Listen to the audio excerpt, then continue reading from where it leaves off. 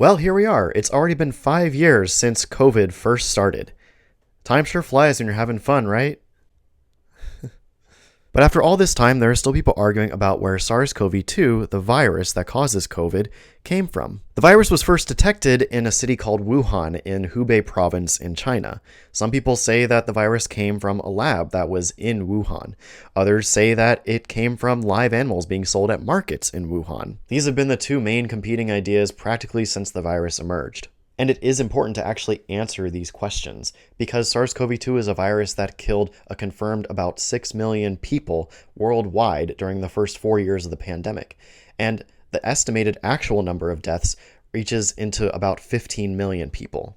Not only that, but the economic damage it caused was immeasurable. With so much suffering and damage being caused to human society, we want to know where these viruses come from so that we can better prepare for them and prevent them in the future. I think we can all agree on that, whether or not you think it came from a lab or an animal market. So the question is, are our efforts being put in the right spot when it comes to actually knowing where this virus came from and taking steps to prevent it? Well, the current president's administration has a page on the White House website saying that COVID did leak from a lab, and they have been taking steps to gut virus research that they call risky in an attempt to, well, stop future outbreaks of virus lab leaks from happening. Meanwhile, if the other option is true and it came from live animals that we breed and sell for food, then we're not doing things that we would want to do in order to prevent that from happening in the future or prepare ourselves for when that happens. You can look no further than the gutting of American programs to track and prevent outbreaks of bird flu, for example. So in this video, I'm going to give you a state of the evidence breakdown of what we know about where SARS-CoV-2 came from and what the evidence actually supports. For the purpose of this video, I talked to Dr. Peter Daszak, who is a central figure in this whole COVID origin story, and I'll be peppering in clips of our conversation throughout the video to supplement what I'm saying. It's worse than is talked about publicly, because I didn't talk about a lot of this stuff publicly. I mean, bank accounts open in my name, doxed online over and over again, kill list on 4chan, naming my children and my wife. And it's beyond anything that anyone ever would think you'd have to deal with as a scientist. And I'll upload the full video of our conversation in a few days, so you can watch that as well. In case you don't know me, hi, I'm Dr. Wilson. I'm a PhD molecular biologist, but you can call me Dan, and I make these videos all in my spare time. No sponsors, no outside support, just me. I think the best way to start in this is to just ask the question, what will we expect in each different scenario? If SARS-CoV-2 came from a lab, what will we expect that to look like?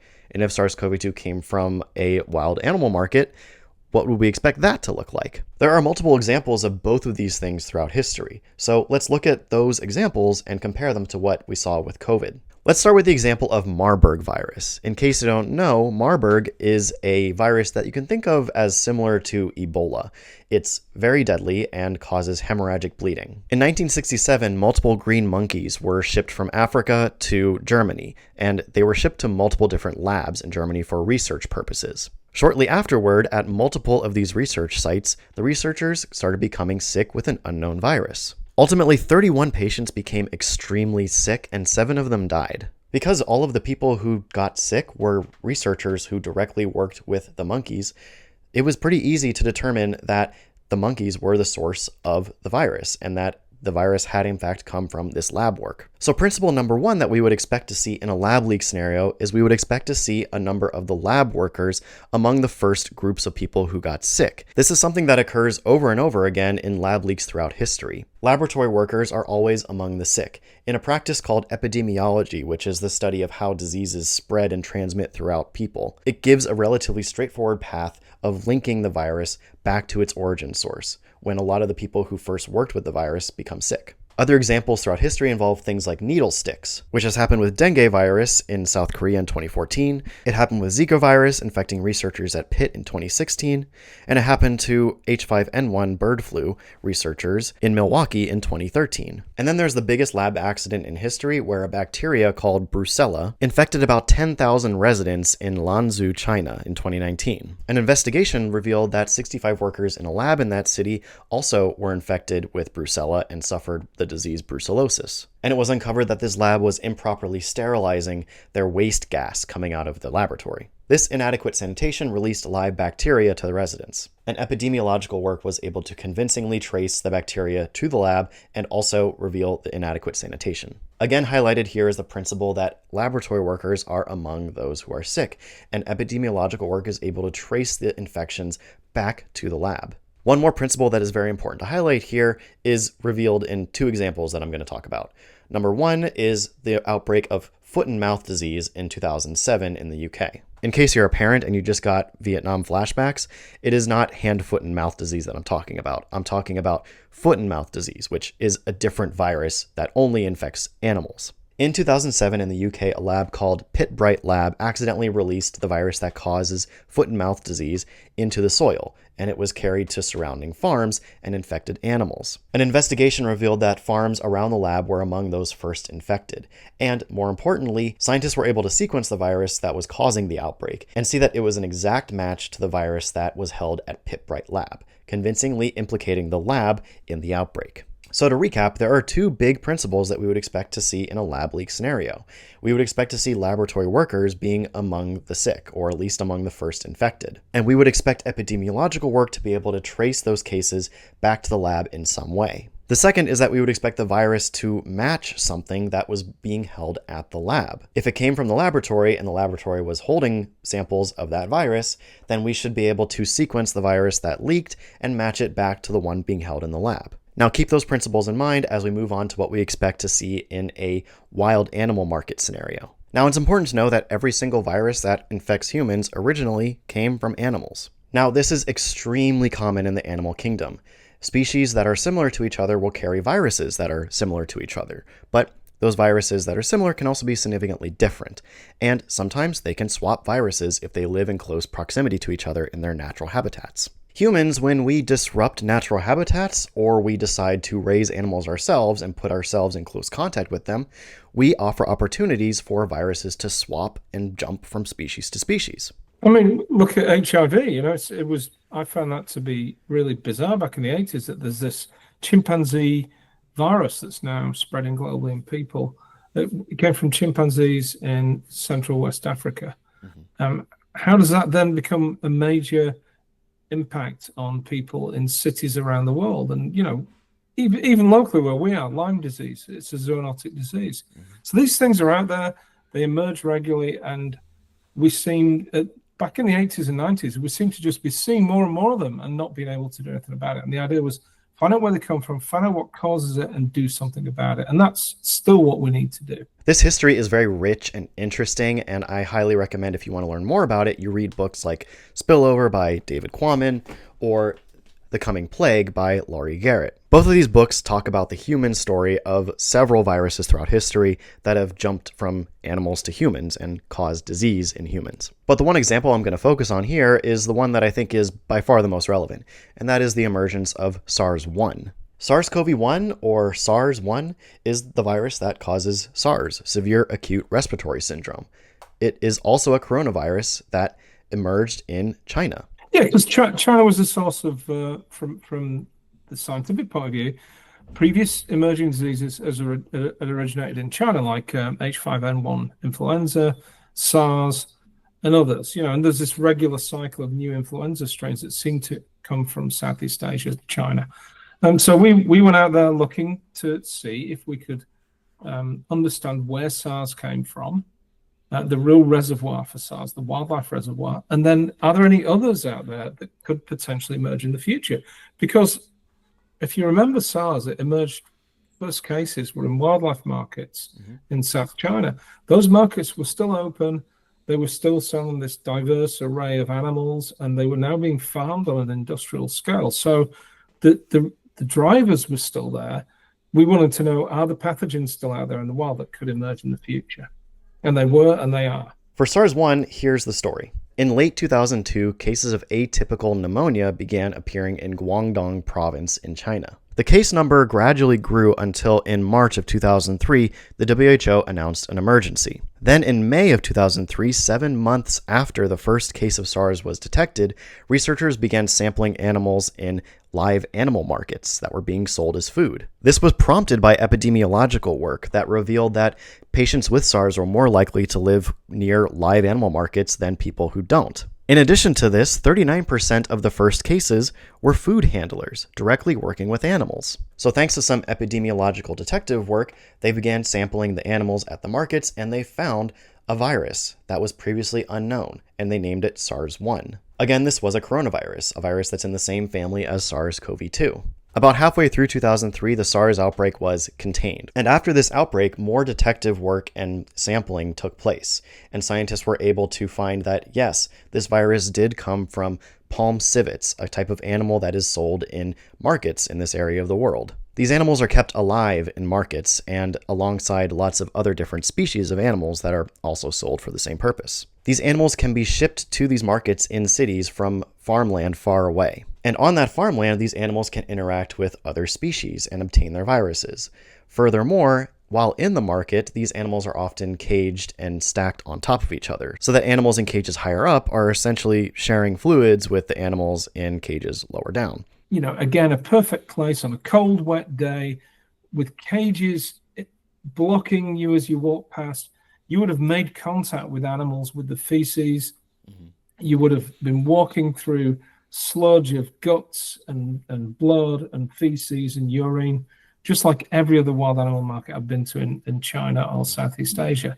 So it was very typical and it was very big. And they're the places where we know emerging diseases have begun in the past. These are all opportunities for them to swap viruses and create new situations and opportunities for viruses to jump from animals to humans. Fast forward to several years later, and thanks to scientists who were interested in figuring out where SARS-1 came from, we were able to figure out that SARS-1 likely came from a bat. And it was established that bats are reservoirs for a lot of coronaviruses, and that these coronaviruses can be primed to jump to other mammals, including humans. And after all this research, it was also found that the SARS-1 virus emerged about 1,000 kilometers away from its closest known relative at that time. So just to recap there, it is likely that bats infected palm civets or other mammals in countryside farmland in Southeast Asia, and those animals were shipped to live animal markets in Guangdong province, and those animals there infected humans with SARS-1. So the principles here are that the same epidemiological detective work that traced cases of laboratory workers to labs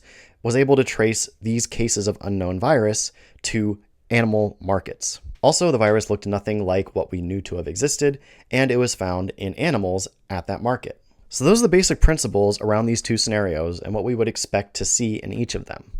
With that said, let's look at what happened with COVID-19 and see what it fits into. These events have been highly scrutinized, and so here is the rundown of what we best know happened.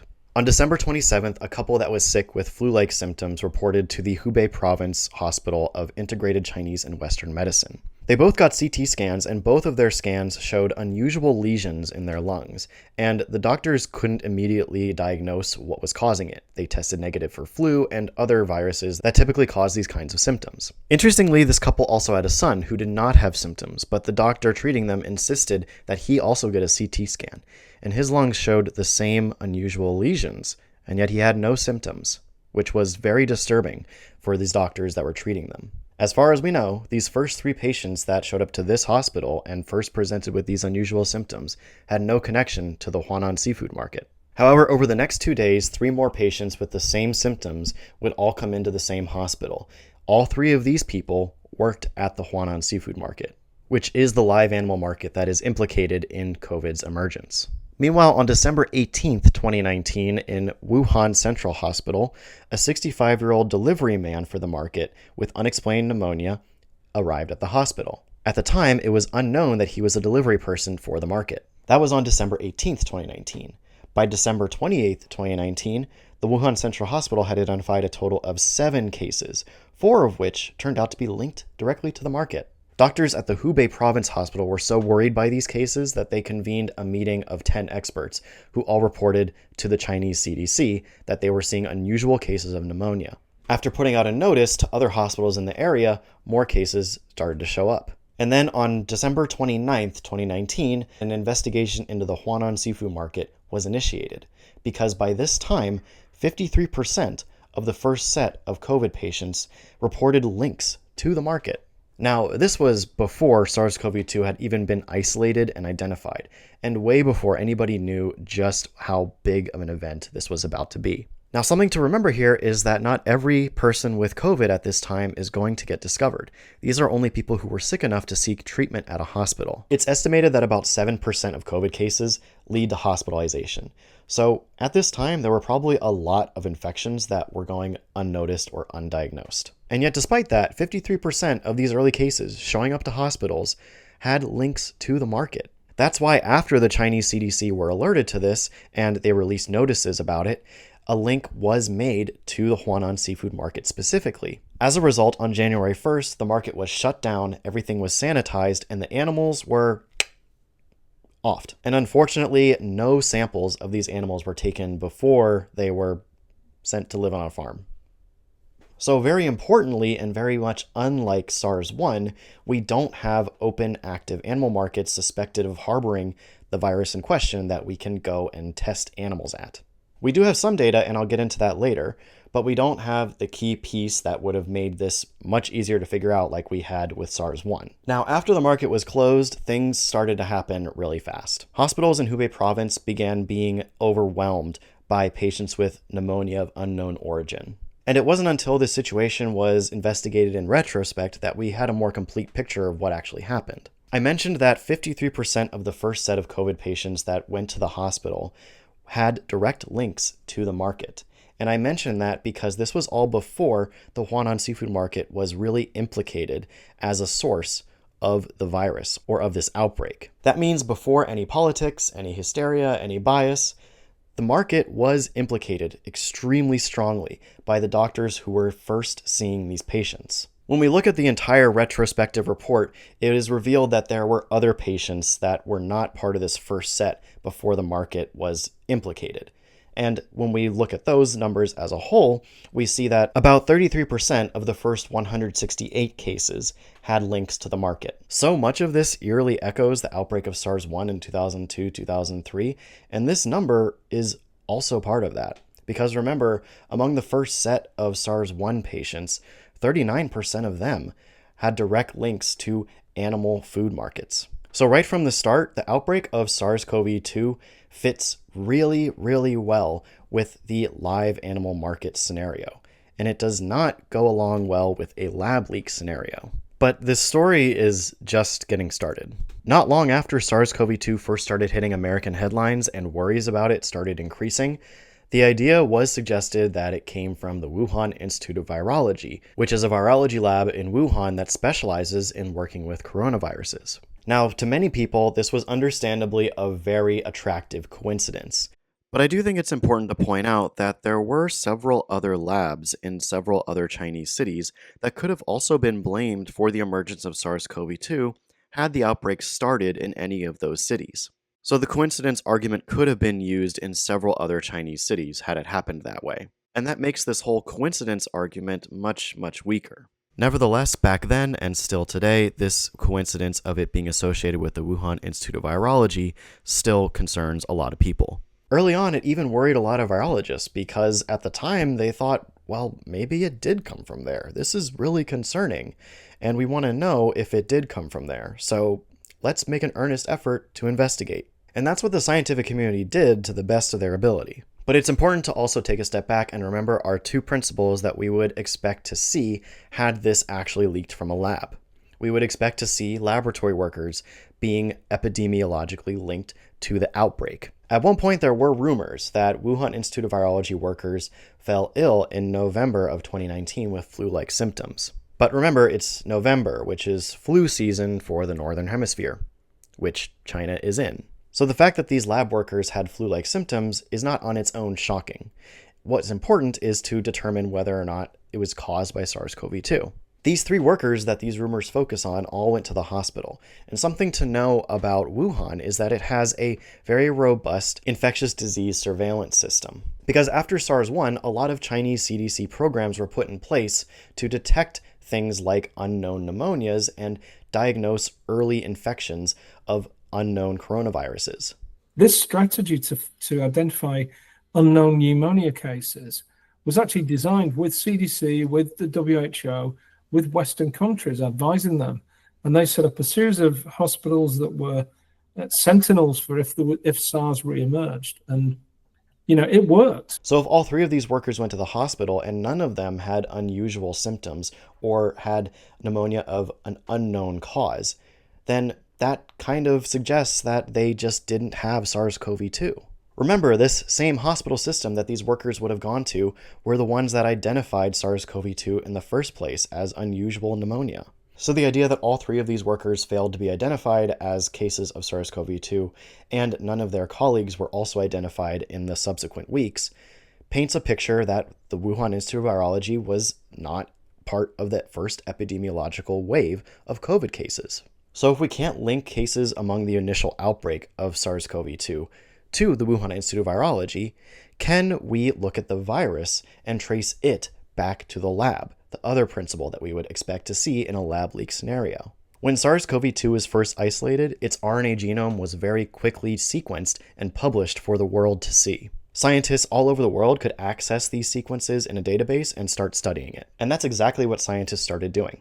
In March of 2020, an international team of scientists published the paper, The Proximal Origins of SARS-CoV-2. By this time, the debate of lab leak versus wildlife origin was raging in politics and online circles. Some people were saying that the virus looked engineered. Others were saying it was a bioweapon deliberately created by China.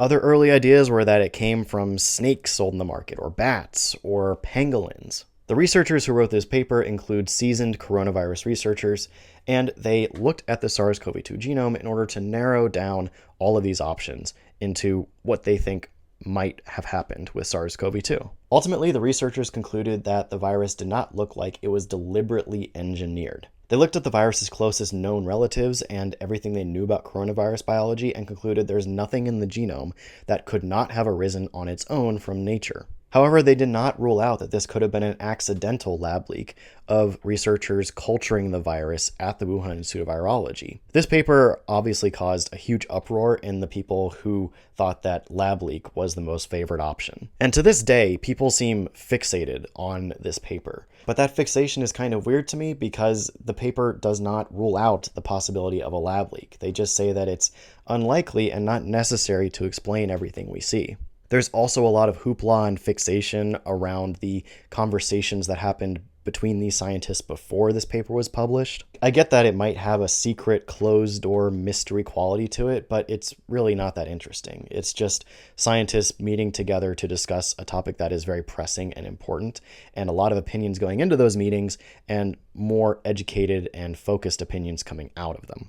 You've got scientists who've been in a meeting with Tony Fauci and Francis Collins and, the intelligence community. I was in one of those meetings too. So all the people are brought together. A conspiracy needs that. It needs that careful meeting of these conspirators behind closed doors where you're not invited. That happened. There was a meeting where all that was discussed because we're scientists. That's what scientists do. And if you want to know what happened, you go to talk to the best scientists that have been working on this. So what was that meeting like? I mean, demystify. Yeah, well, for me, it was harrowing because it was the first time I'd heard about this furin cleavage site, and that was one of the things. Like every one of these new hypotheses or ideas that came up, when I first heard about it, oh my God, ouch, this could be it. Because what was said was we found a furin cleavage site in the genome of the virus, and we know that in some viruses, furin cleavage sites evolve in lab culture. So this might be an indication that it was cultured in a lab. And I thought, well, that's really horrific. But then we started talking and we started thinking about it. And I said, well, if it could evolve in cell culture when it's passaged through different cells, repeatedly infect cells, couldn't it also evolve in people? Because we know that in the original SARS outbreak, the virus evolved in the first few months as it got better at infecting people. And couldn't it evolve in an intermediate host like a raccoon dog? And the answer was yes. And then someone else said, well, also, some of these furin cleavage site mutations are lost in cell culture. They become less pathogenic, less virulent. So that's something we're going to think about as well. And then scientists went off, they looked through the papers, they did the analyses, and came to the conclusion in that proximal origins paper that no, that the presence of a furin cleavage site does not indicate that it came from a lab, that it was bioengineered. And there's no other indication of bioengineering.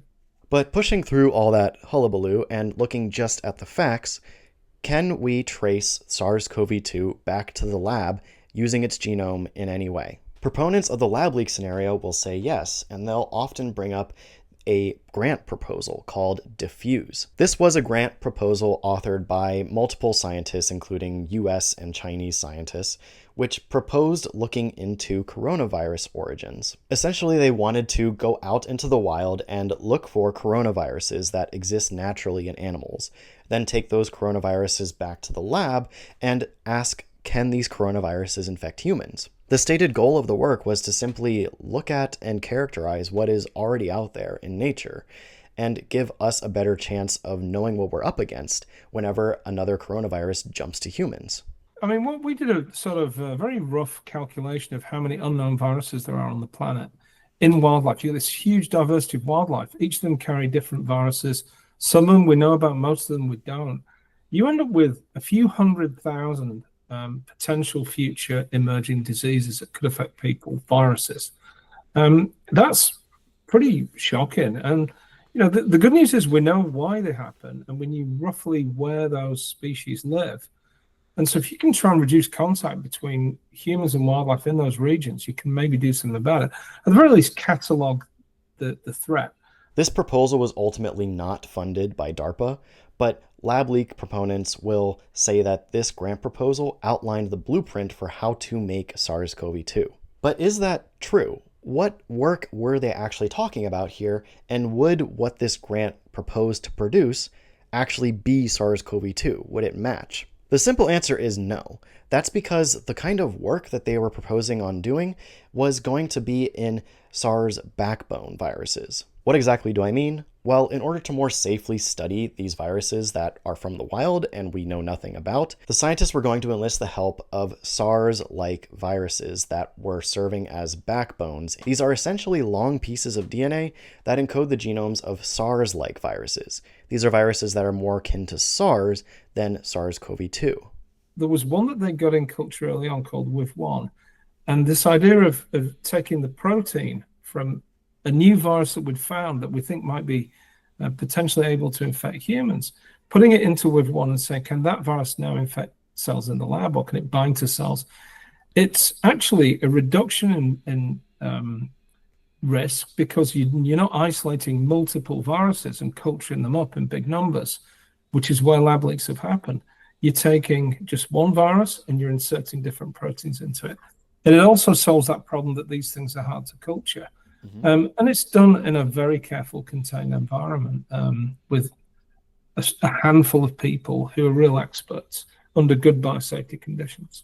The reason they use these SARS-like backbones is because they were already characterized, and they form pseudoviruses, which are much safer to work with. But like the name suggests, these backbones give the scientists opportunities to build on top of them and study characteristics that they might want to study. So the idea is, after finding viruses out in the wild, they could inactivate those viruses, take them back to the lab, simply sequence their genomes, and look at particular genes. For example, they could study the spike gene in these unknown coronaviruses.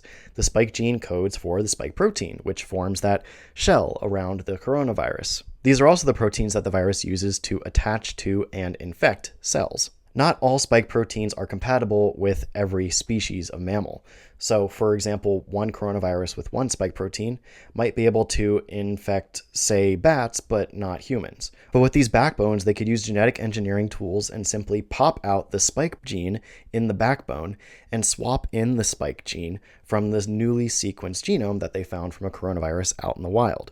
They can then study this engineered backbone in animals or in other kinds of experiments. That's what the proposal was, And that's also what the Wuhan Institute of Virology was doing. The virologist leading the coronavirus team at the Wuhan Institute of Virology, Shizheng Li, has published a lot of work on her team's findings about coronaviruses out in the wild and what they can do. And they use these exact same methods. All of the sequences to all of the viruses they have discovered and all of the backbones that they used and the viruses that they made have been published in free-to-read journals or in preprints online. These sequences also have been deposited into databases, which are all available. So if what the Diffuse grant had proposed had leaked from a lab, it would look like a SARS-like backbone with an unusually placed spike gene in the middle of it. And that's not what SARS-CoV-2 is. It's extremely different from SARS-1. But what about the viruses that they brought back to the lab?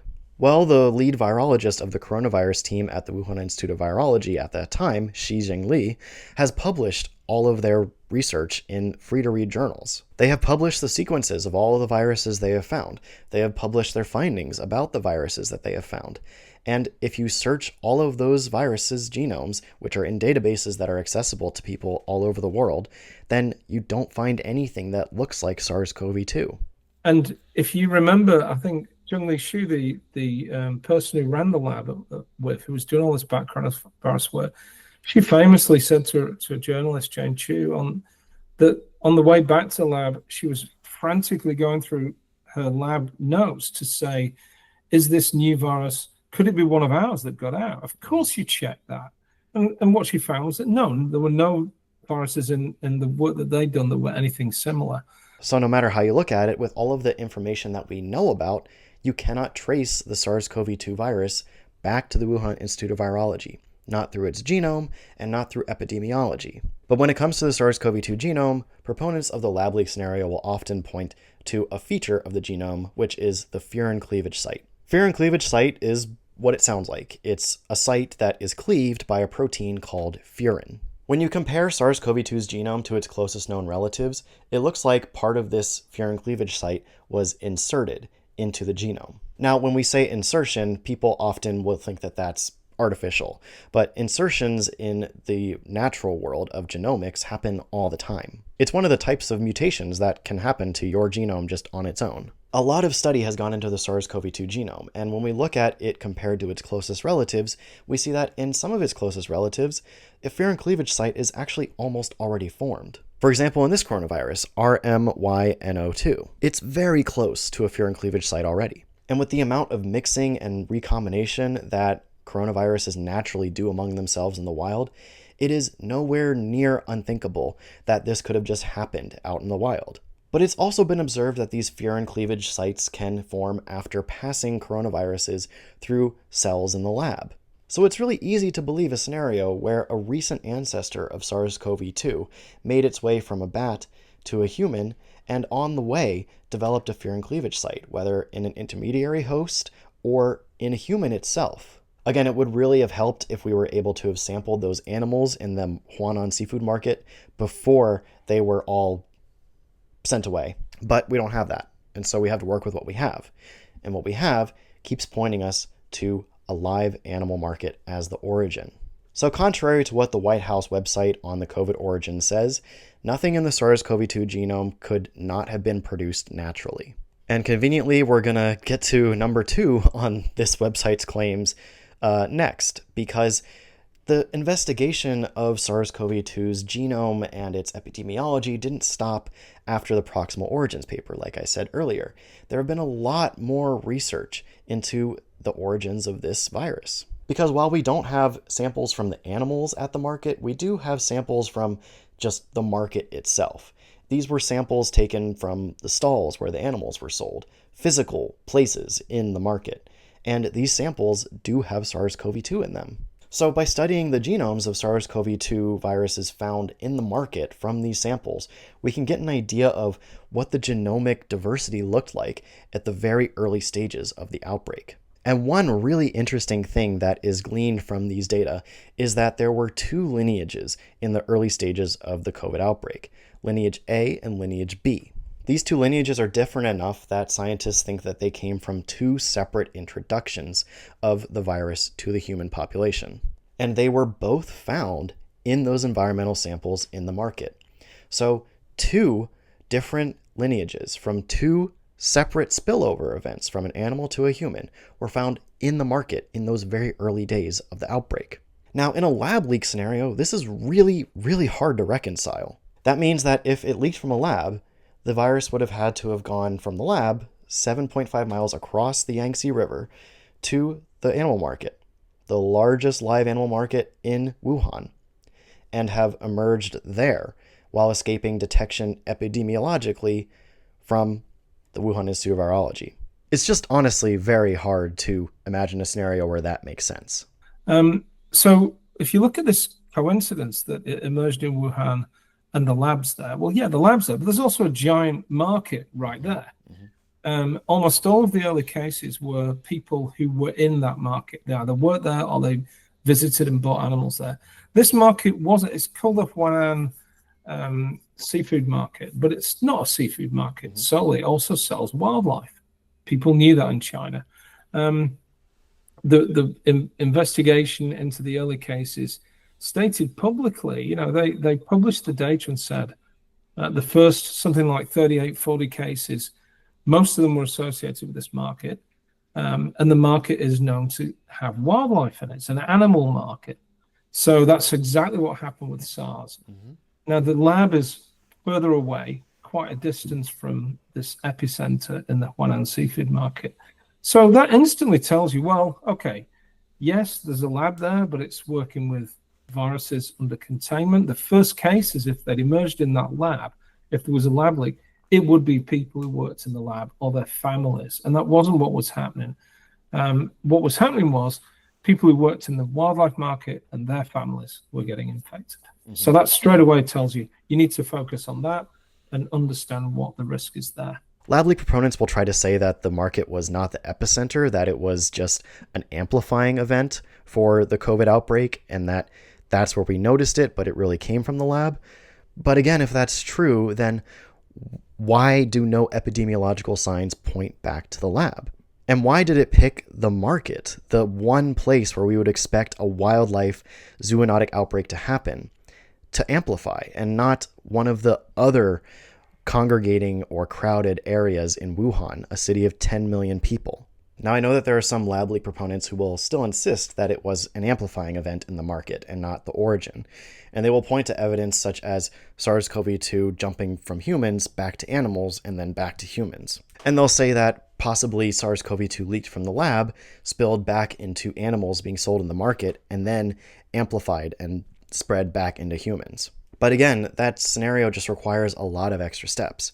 It requires a scientist working with SARS-CoV-2 in the Wuhan Institute of Virology, which there's no evidence of ever happening. It requires that scientist to go to the market and infect an animal and escape all epidemiological detection of any contacts that person may have had along the way. And then it requires that spillover to then spill back into humans and then be detected. This is a scenario that's not totally outside the realm of possibility. It's just very, very unlikely and requires a lot of extra steps and a lot of people to be lying to us. And all that would have had to have happened twice with two different introductions of two different enough viruses into the same market. But I'll make more points about that later. For now, let's continue on this road of the genomic analysis of SARS-CoV-2 after the fact. In 2022, a paper by Picard et al. Was published in Science magazine, which is one of the highest impact scientific journals that you can publish in.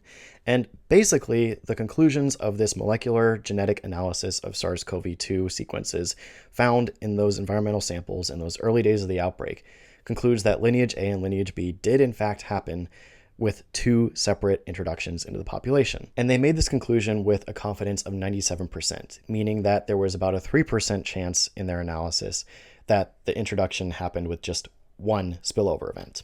All of these data continue to reinforce the idea that the Huanan seafood market was in fact the epicenter of the outbreak. The molecular genetic and epidemiological evidence continue to support this. And one of the last pieces of evidence I want to highlight here is that while we don't have samples from animals in the market sold at the time of the COVID outbreak, we do have something else. We know that animals being sold at the market were animals that were known to be able to carry coronaviruses capable of jumping from animals to humans. You see, before the outbreak happened, there were already researchers in China looking at the kind of animals being sold in these kinds of live markets. These researchers were able to kind of go undercover, so to speak, and specifically looked at the Huanan seafood market. And in their report, they found that the Huanan seafood market did sell animals known to carry coronaviruses, like raccoon dogs and palm civets.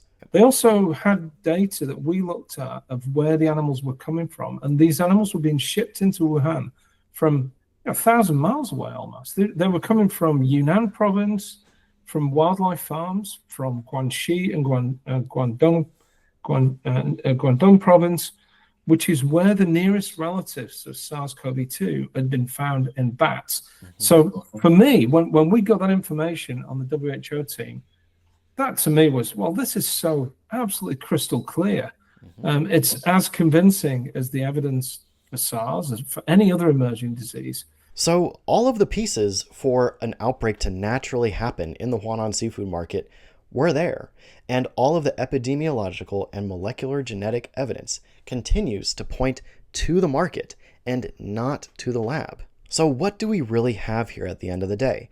We have all of the evidence consistently pointing towards one scenario being the favorable option, while the other scenario, seemingly all it has going for it is the lab was in the same city. Now, I don't know how convincing you might find that coincidence to be, but if it's just a coincidence that you're building your story of how this virus that affected the global economy and global health emerged, do you really want to hang your hat on that and make your actions in the future for preventing pandemics all centered around that? Or do you want to go with what the evidence says? If the lab being in the same city is still too strong of a coincidence for you, let me introduce you to some other coincidences and signs of cover-up. The Huanan seafood market is the largest live animal market in Huanan. It has the most animal stalls and moved the most traffic of live animals through it in the city. The virus appearing there and not in another market or another congregation area in the city is a big coincidence if it's not from the market. The fact that before anybody knew what was going on, the market was linked to the outbreak is a big coincidence. And if you think that the lab leak scenario is still favorable because of China's secrecy, then just think about the market itself and what it means to a Chinese authoritarian government. The exotic animal trade in China is an $80+ billion industry. By the time of COVID, the wildlife trade in China was industrial scale. I mean, there were 14 million people working in wildlife farms and markets. People had been doing it for 20 years. They were bringing new species into the chain. They were mixing them together. We worked with wildlife farmers, and you would go to these wildlife farms, and the families of the workers would live in with the animals.